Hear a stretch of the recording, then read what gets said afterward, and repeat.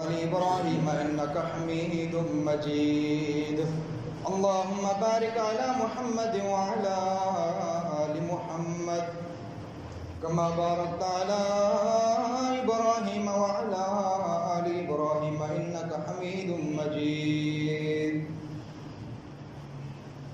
میں تھوڑا سا منکرین حدیث کے حوالے سے، کیونکہ ابھی اشخاص کچھ بعد میں آئے ہیں، مکمل بات نہیں سن سکے، کہ حدیث کا انکار لوگ کیوں کرتے ہیں، اس کی وجہ اور تفصیل کیا ہے. ایک تو پہلے حنفیوں سے میں بات کرتا ہوں. ان کی کتاب اصول سرخسی کے اس طرح کی نام ہے، پتہ نہیں کیسے اس میں لکھا ہے کہ جو حدیث خبر واحد ہمارے مولویوں کی بات کے خلاف ہوگی نا، اس حدیث کو نہیں مانیں گے، اپنے مولوی کی بات مانیں گے، کیونکہ وہ خبر واحد ہے. وہ حدیث جو ہے وہ خبر واحد سے آئی ہے، تو ہم اپنے مولوی کی مان لیں گے، حدیث کی نہیں مانیں گے. میں کہتا ہوں یہ دروازہ کس نے کھولا ہے؟ یہ دروازہ کیوں کھولا ہے تم نے؟ اس دروازے سے انکار حدیث داخل ہوتے ہیں لوگ. علامہ شہید فرمایا کرتے تھے نا کہ تم نے نبی کا درجہ اماموں کو دے کر نبوت کا دروازہ کھولا ہے. تم نے صرف دعویٰ نہیں کیا. مرزا قادیانی جو آیا تھا، مرزا غلام احمد قادیانی، اس نے صرف یہ بے وقوفی کی ہے، اس نے دعویٰ نہیں کیا تھا، بلکہ دعویٰ کر دیا تھا.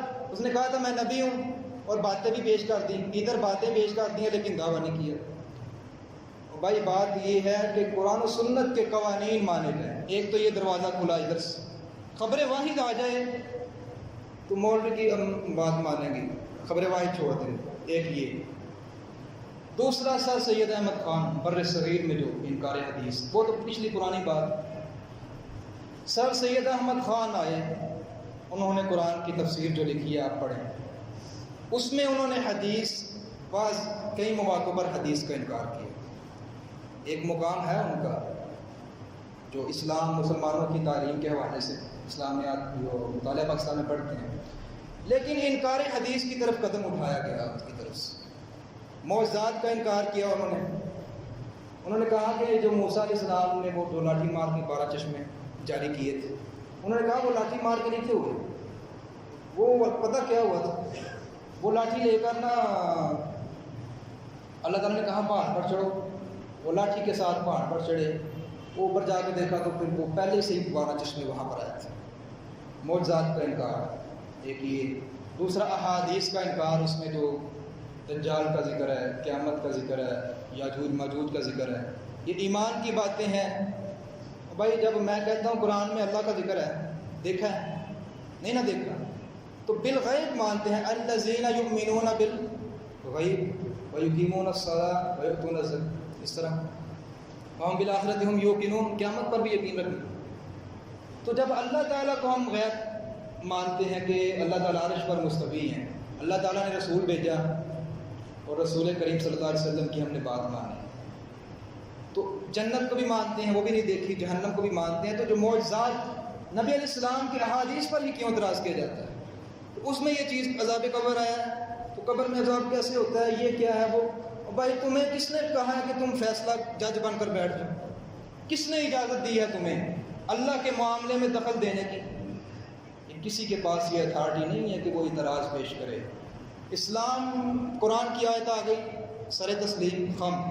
نبی علیہ السلام کی حدیث آ گئی، سر تسلیم خم. قرآن کا انکار کرنے والا بھی کافر ہوتا ہے. اور امام سیوطی نے اجماع نقل کیا ہے، منہاج الجنہ اس طرح کا نام ہے، مفتاح الجنہ کتاب ہے، اس کے شروع میں انہوں نے لکھا ہے کہ تمام اہل علم کا اس بات پر اجماع ہے کہ نبی علیہ السلام کی صحیح حدیث ایک کا بھی جو انکار کرے وہ دارہ اسلام سے خارج ہوتا ہے، کافر ہو جاتا ہے. قرآن کو بھی ویسے ہی ماننا ہے، حدیث کو بھی ویسے ہی ماننا ہے. حدیث کا انکار بھی نہیں کرنا. حدیث کا انکار کریں گے تو قرآن میں بے شمار آیات ہیں جو حدیث کی حجیت پر دلالت کرتی ہیں. اس پر میں تو یہ جو صفحہ لکھا ہے اس پر 2 جملے ہو سکتے تھے، لیکن وقت کا اختصار ہے، میں نے ایک حصہ اور بنایا تھا لیکن وہ بیان نہیں کر سکا. اگر موقع ملا ورنہ اس سے پہلے بھی ایک جمعہ میں نے حجیت حدیث پر پڑھایا ہے، وہ یوٹیوب پر میرے چینل التبحر فی علوم الاسلام، التبحر فی علوم الاسلام TRCQA، وہاں پر آپ دیکھ سکتے ہیں پہلے ایک جمعہ موجود ہے، اس کے بعد تیسرا پارٹ بھی وہاں پر انشاءاللہ آ جائے گا۔ ایک یہ بات، اس کے بعد جو انکار کرتے ہیں نا وہ وجہ کیا ہے؟ حدیث کا جب انکار اس لیے کرتے ہیں کہ وہ حدیث کا مطالعہ نہیں کرتے، حدیث کے قوانین دیکھنے ہوتے ہیں۔ ابھی ایک حدیث، صرف ایک حدیث ہے، اس حدیث کو بیان کیا امام بخاری نے، انہوں نے سنا امام مالک سے، انہوں نے اوپر سنا امام نافع سے، انہوں نے اوپر سنا عبداللہ بن عمر رضی اللہ عنہ، انہوں نے اوپر نبی علیہ السلام سے سنا۔ ابھی یہ 4-5 اشخاص ہیں۔ تو ابھی وہ جب دیکھیں گے نا امام مالک کے حالات کہاں سے دیکھیں، وہ حدیث کھولیں گے پہلے، اور پھر اس کا دیکھیں گے، کتاب نکالیں گے، امام زاہبی، امام ابن حجر عسقلانی، ساری کتابیں لکھی ہیں، اس میں جا کر وہ امام مالک ڈھونڈنا پڑیں گے، ان کا حدیث یعنی کیا سلسلہ ہے، ثقہ تھے، سچے تھے، امام تھے، کیا تھے، صحیح تھے، جھوٹے تھے، غلط تھے۔ وہ محدثین نے کتابیں لکھ دی ہیں، صرف ایک راوی کے لیے ان کو 1-1 گھنٹہ بھی ڈھونڈنا پڑتا ہے، تو وہ ٹائم بچاتے ہیں، وہ کہتے ہیں ہم دیکھتے ہی نہیں ہیں، ویسے انکار کرتے ہیں۔ اور بھائی تم نے قوانین احادیث، اصول حدیث کے قوانین کو اگر تم پڑھ لو، اللہ کی قسم اٹھا کر کہتا ہوں تم انکار نہیں کر سکتے۔ اگر غیر مسلم بھی حدیث کے قوانین کو پڑھ لے، اصول حدیث کے، وہ حدیث کا انکار نہیں کر سکتا۔ میں مثال پیش کرتا ہوں، محمد حسین میمن کراچی کے عالم دین ہیں، انہوں نے واقعہ سنایا۔ وہ کہتے ہیں کہ ایک غیر مسلم نے تحقیق کی حدیث کے حوالے سے، پورا بایو ڈاٹا دیکھا، اصول حدیث دیکھا۔ وہ نا اصل میں غیر مسلم ہوتے ہیں، وہ اسلام کا مطالعہ کرتے ہیں، اسے مستشرق کہا جاتا ہے، مستشرقین۔ اس نے جب مطالعہ کیا نا، تو مطالعہ کرنے کے بعد اس نے کہا، پہلے ذہن میں یہی ہوتا ہے کہ اسلام کو پڑھیں گے تو ان کی غلطیاں نکالیں گے، مسلمانوں نے غلط ثابت کر چھڑنا ہے، کہاں گے ہی صحیح ہے تو یہ جھوٹ۔ یہ ذہن میں بات رکھ کے نا، وہ ان کی بات دل تو اللہ ہی جانتا ہے، لیکن پھر جو سمجھتے ہیں تو وہ کہتے ہیں یہ ٹھیک ہے، بعض اڑے رہتے ہیں۔ ابھی ہمارے میں سب جو ہے مانتے نہیں، اڑے رہتے ہیں پچھلی باتوں پر، ساڑھے پیو دا پھر غلط سن سارے، وہ 1000 سال تو جڑا کام کرتا ہے یہی چھٹ دے۔ بھائی نہیں، جب آپ کے لیے حق واضح ہو گیا آپ نے اس کو تسلیم کر۔ اچھا، اس نے جب مطالعہ کیا احادیث کا، اصول حدیث دیکھا، مطالعہ کرنے کے بعد اس نے کہا ہے مسلمانوں، وہ غیر مسلم تھا، حدیث کا مطالعہ سارا کیا۔ یہ جو انکار کرتے ہیں یہ مطالعہ نہیں کرتے، یہ ویسے ہی اوپر سے شہرت حاصل کرنے، دولت اور شہرت، یہ 2 مقصد ہوتے ہیں۔ اچھا، انہوں نے کہا کہ اے مسلمانوں، میں تمہیں سلام پیش کرتا ہوں کہ تم نے اپنے نبی کی زندگی کو تو محفوظ کر ہی لیا، اس کے ساتھ ساتھ تم نے 6 لاکھ امتیوں کی زندگیوں کو بھی کتابوں میں لکھ ڈالا۔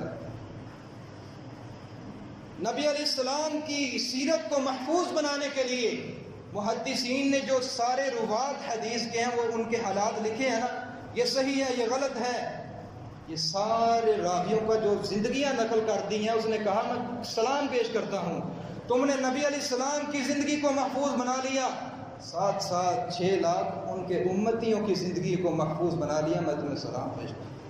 محدثین کی محنتیں ہیں، ایک حدیث کے لیے 2 مہینے سفر بھی کیا، ایک حدیث کے لیے اونٹ خریدا، اوپر سامان سفر کر کے آئے، ایک حدیث کے لیے اتنی محنت۔ ڈاکٹر حمید اللہ نے، ابھی واقعہ میرا خیال ہے نہیں بیان ہوگا، پھر کبھی، انہوں نے تحقیق کی، اور آگے واقعہ شیخ صاحب سے سن لیجیے یا جمعے کے بعد، شیخ صاحب بتاتے بھی ہوں گے۔ ابھی ایک اعلان ہے، آخری بار، کل نماز مغرب کے بعد فضیلت الشیخ شیخ الحدیث استاذ الاساتذہ حضرت مولانا زید احمد زید صاحب، یہ ہمارے اتنے بڑے استاد، یعنی ہمارے استاد ہیں شیخ عبدالرزاق زاہد کومل صاحب، ہم نے ان سے امام بخاری یونیورسٹی میں پڑھا، 5 سال میں رہا ہوں یہاں پر، 3 سال شیخ صاحب سے پڑھا۔ ہم نے اپنے استادوں سے پڑھا ہے، آپ کے سامنے کھڑا ہوں، وہ ہمارے استادوں کے بھی اوپر استاد ہے۔ ہمارے استادوں نے جب ہماری عمر میں پڑھا تھا، میں ان سے جا کے پڑھا۔ جامعہ لاہور الاسلامیہ میں وہ شیخ الحدیث ہے۔ اس طرح کی شخصیات بار بار نہیں آتی۔ قدر کرنی چاہیے. نیک شخص ہونا، اس کا چہرہ دیکھ کر لوگ جو ہے نا زندگیاں بدل جاتی ہیں. نبی اسلام کے چہرے کو دیکھ کر لوگوں نے اسلام قبول نہیں تک کیا، کردار کو دیکھ کر. یہ اللہ کے نیک ولی ہوتے ہیں. آپ کو مثال دیتا ہوں، ایک سنیارا اگر ہوتا ہے نا، سنار، اس کی جو دکان کا کچرا ہوتا ہے سونے کے والے سے، اس کا کچرا پنساری کے باداموں سے بھی بہتر اور قیمتی اور مہنگا ہوتا ہے قیمت میں. تو ایسے لوگ نہیں ملتے. ایسے لوگ خوشبو کے پاس بیٹھنے کی مثال ہے. خوشبو وہ دے دیں گے، اگر نہیں دے دیں تو خوشبو تو آ ہی جائے گی. دینی مجلس میں بیٹھنے کے بہت سارے